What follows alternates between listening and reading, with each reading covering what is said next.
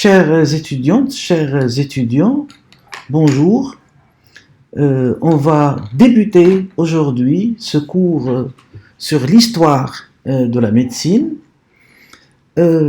Les conditions sanitaires dans notre pays m'obligent de faire ce cours à distance et je vous promets la semaine prochaine, Inch'Allah, on va consacrer une séance en présentiel pour faire une révision générale et surtout faire un petit entraînement sur les QCM de l'examen, parce que cette année, l'examen d'histoire de la médecine, ça va être sous forme de QCM et non de questions rédactionnelles. Alors, qu'est-ce que c'est l'histoire de la médecine? D'abord, c'est l'histoire des hommes. Comment l'homme a soigné, comment l'homme s'est comporté devant la maladie, comment il a cherché à guérir sa souffrance. L'histoire de la médecine, c'est l'histoire des connaissances médicales à travers les temps, à travers les époques. Mais avant d'entamer ce cours sur l'histoire de la médecine, d'abord un petit rappel de la médecine. C'est quoi la médecine? La médecine, c'est la science et la pratique. Et donc c'est un art, fun. Le médecin est un artiste. La science et la pratique étudiant l'organisation du corps humain, c'est l'anatomie. Le fonctionnement normal des différents organes et systèmes du corps humain, la physiologie. Cette médecine cherche à restaurer la santé. Quand on parle de santé, c'est à la fois santé physique, organique et santé mentale. Restaurer la santé par un traitement, ce qu'on appelle, un terme scientifique de traitement, thérapie, et la prévention, prophylaxie des maladies. Les maladies, le terme médical des maladies, c'est pathologie. Donc la médecine, c'est la science et la pratique étudiant l'organisation du corps humain, le fonctionnement normal du corps humain et cherchant à restaurer la santé, à guérir, à retrouver une santé normale par le traitement, ce qu'on appelle la thérapie, par la prévention, prophylaxie des maladies qu'on appelle pathologies. Alors l'histoire de la médecine,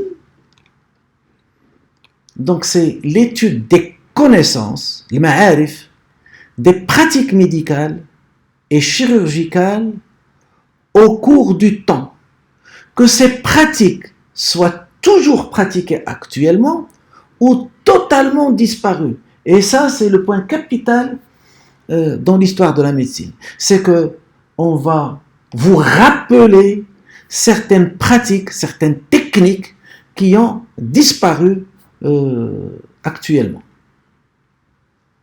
Alors, cette histoire de la médecine peut être subdivisée en plusieurs sections.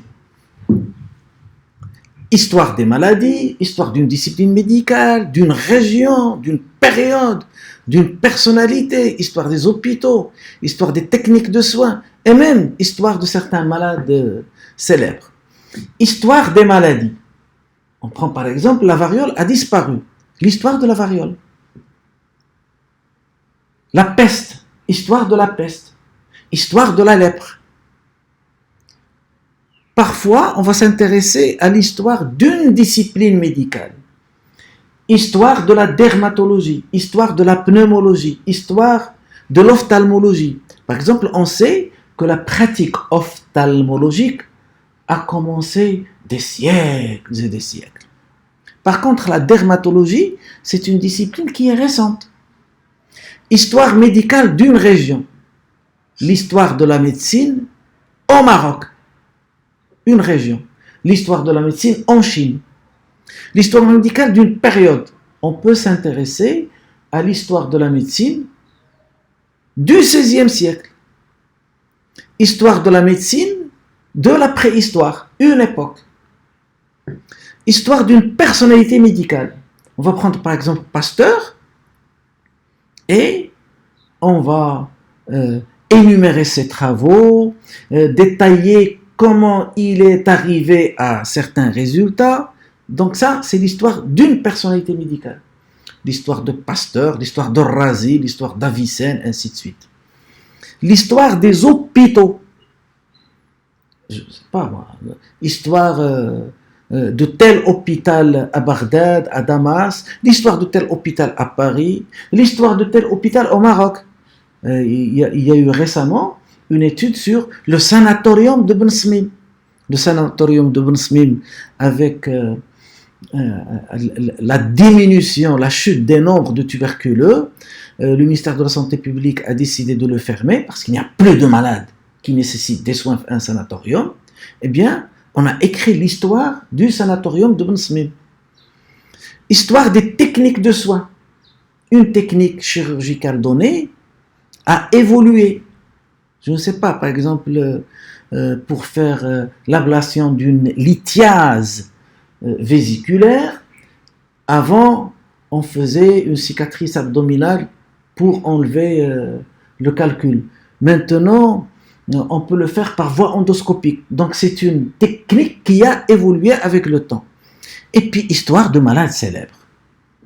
Certains malades qui sont célèbres dans leur société étaient atteints d'une maladie et ils sont comportés d'une manière particulière avec cette maladie. Donc, de temps en temps, on trouve un travail de recherche sur l'histoire de tel ou tel malade connu. Alors, en gros, on va étudier l'histoire de la médecine depuis les débuts de l'humanité. Donc, depuis la préhistoire. Vous savez, il y a l'histoire et la préhistoire. L'histoire commence avec la découverte de l'écriture. Avant l'écriture, c'est la préhistoire. Après l'écriture, c'est l'histoire. Donc, on va commencer par étudier l'histoire de l'époque préhistorique. Après, on va voir l'histoire de la médecine dans l'Antiquité, l'Usur al-Qadima, l'Antiquité.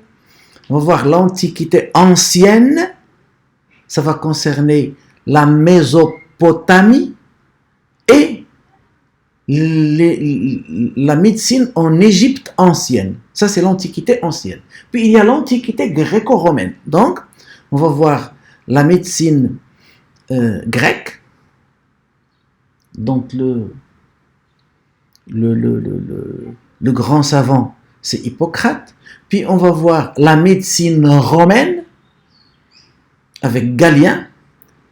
Alors après la médecine dans l'Antiquité, on va voir juste après la médecine au Moyen Âge, l'Asr al-Wasit, l'époque médiévale. Et là, on va voir ce qui se passe d'abord dans le monde arabo-musulman, parce que l'époque médiévale, du 5e au 15e siècle, la médecine dans le monde était arabe. Et après, on va voir qu'est-ce qui se passait en Europe. Et donc, c'est la médecine occidentale au Moyen-Âge. Après, on va voir la médecine moderne du 16e au 18e siècle. Donc, on aura un chapitre sur la médecine au 16e, la médecine au 17e, la médecine au 18e siècle, et puis l'époque contemporaine, le 19e et le 20e siècle. Puis on va voir la découverte principale de chaque siècle. Alors,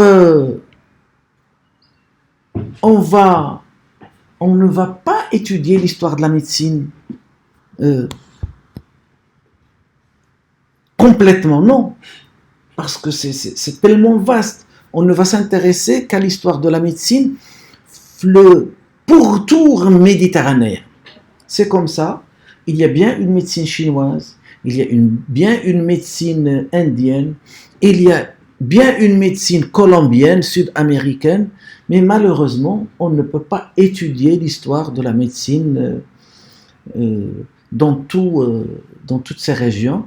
On va uniquement se concentrer sur l'histoire de la médecine, le pourtour méditerranéen, c'est-à-dire en Europe, en Italie, Grèce,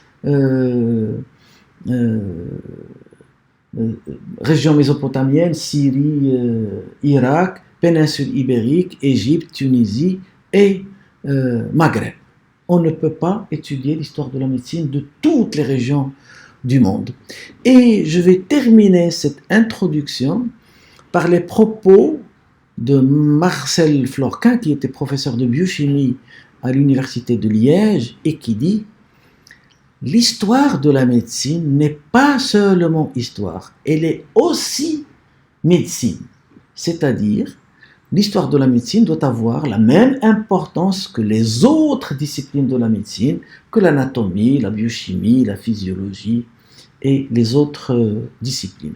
Donc, je viens de terminer avec cette petite introduction et dans un instant, on va voir le premier cours et qui s'intitule « La médecine dans la préhistoire ».